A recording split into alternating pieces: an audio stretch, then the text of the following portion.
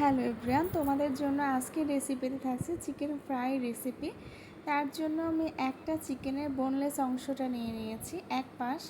তো সেখানে আমি 4টা লম্বা করে স্লাইস করে নিয়েছি। আমি আমার বাচ্চার জন্য আজকে চিকেন ফ্রাইটা তৈরি করব, সেটাই তোমাদের সাথে শেয়ার করছি। খুবই ইজি ওয়েতে করব। বাই দ্য ওয়ে, আমি Afrin, welcome to my YouTube channel cooking idea by আফরিনে। আমি প্রথমেই চিকেনের সাথে লবণ নিয়েছি, গোলমরিচ গুঁড়া নিয়েছি, আদা রসুন বাটা দিয়ে এটা ভালো করে মিক্স করে নিব। মিক্স করে জিনিসটা আমাকে 1 থেকে 2 মিনিট অবশ্যই মিক্স করে রেখে দিতে হবে, যেন মশলাটা চিকেনের সাথে ভালোভাবে মিশে যায়।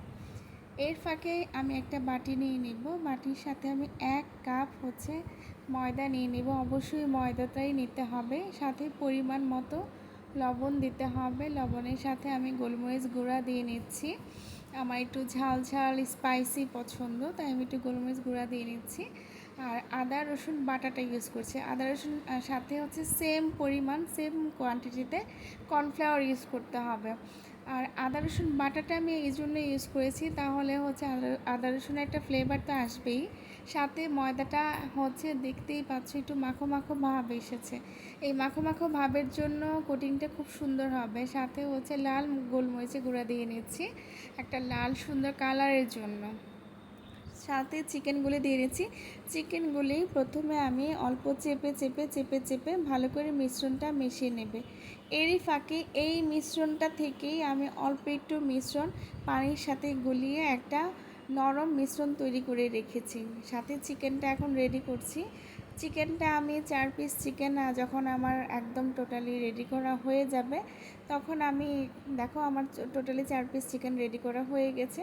এখন যে পাতলা মিশ্রণটা করেছি এটাও সেম কোটিংটারই মিশ্রণটাই আমি একটু পানি দিয়ে গুলিয়ে তো চিকেনটাকে একবার এখানে ভালো করে এই যে ডুবিয়ে নিচ্ছি। ডুবিয়ে সেই ময়দার মিশ্রণটাকে আবার দিচ্ছি, মানে কোটিংটা আমি দুবার করছি এজন্য।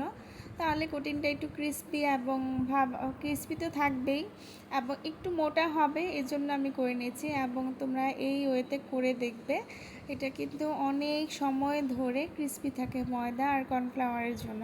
এর ফাঁকে আমি তেলটা বসিয়ে নিলাম। তেলটা গরম হয়ে আসলে আমি সাথে সাথে এটা করে কিন্তু রেখে দেওয়া যাবে না, সাথে সাথে এটা ভেজে নিতে হবে। আমি দেখছো লো লো হিটেও ভাজবো না, হাই হিটেও ভাজবো না, মিডিয়াম টু লোয়ের মাঝামাঝি হিটে এটা ভালো করে ভেজে নেবে। চিকেনটাও সিদ্ধ হবে এবং কোটিংটা খুব সুন্দরভাবে ক্রিস্পি হয়ে আসবে। একটু সময় নিয়ে ভাজতে হবে। দেখতেই পাচ্ছ আমার মোটামুটি অলমোস্ট ডান। খুব সুন্দর একটা কালারও এসেছে। আমার কাছে মনে হচ্ছে খুবই এবং খুব ক্রিস্পি একটা ভাইব এসেছে। আস্ত মানে আমি এখন যখন দেখবো এটা চিকেনটা সিদ্ধ হয়ে গেছে, 5 মিনিটস তো অবশ্যই ভাজতে হবে।